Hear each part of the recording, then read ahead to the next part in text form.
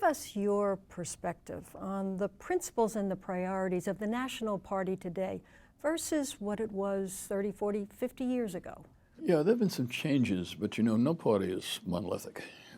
Always there were differences within the Republican Party and within the Democratic Party, sometimes based on regions, sometimes based on philosophy.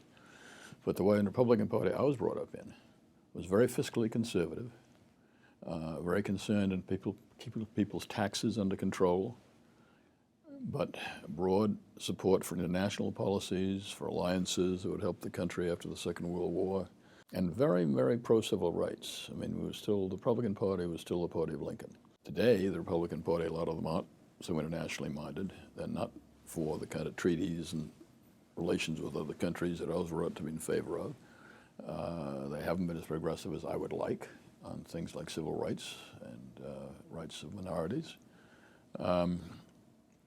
But there are differences in the Democratic Party and the Republican Party now, so they don't all agree with each other. Why is that?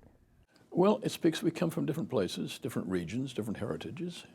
I was brought up, for instance, in the heritage of Teddy Roosevelt, the Republican Party, so I've been a very strong environmentalist all my life. And to me, the Republican Party stood for great environmental policies, and therefore I supported the creation of the Clean Air Act under Nixon and the Clean Water Act and all those Republican policies.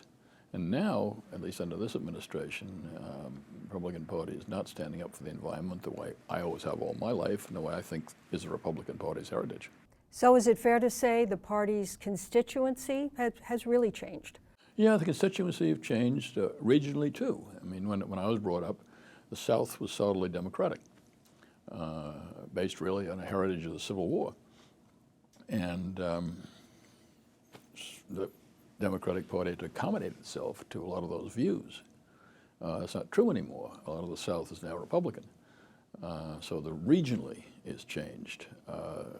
Northeast, a lot of it was what we used to call Rockefeller Republican, or very strongly moderate Republican, liberal Republican, what you call it.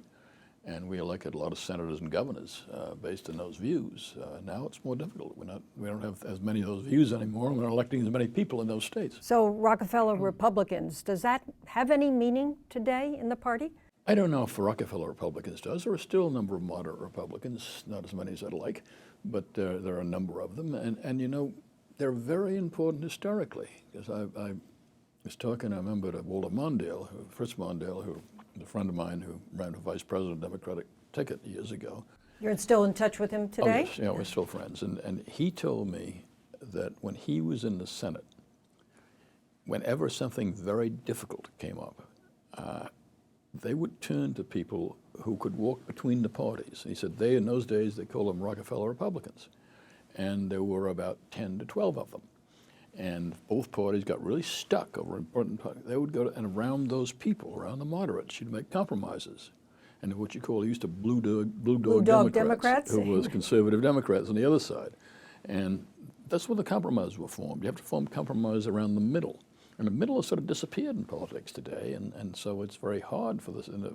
What's happened, the Senate doesn't work very well anymore. Why has that disappeared? Why has the middle gone away? It's a good question, and I think I've thought about it a lot. Part of it is a primary system. Right now, if you want to run as a moderate in either party, you're going to be challenged from the far right if it's a Republican and the far left if it's a Democrat.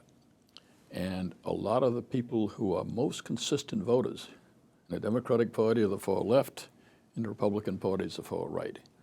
The moderates, the people who are moderate in philosophy, often don't vote in primaries.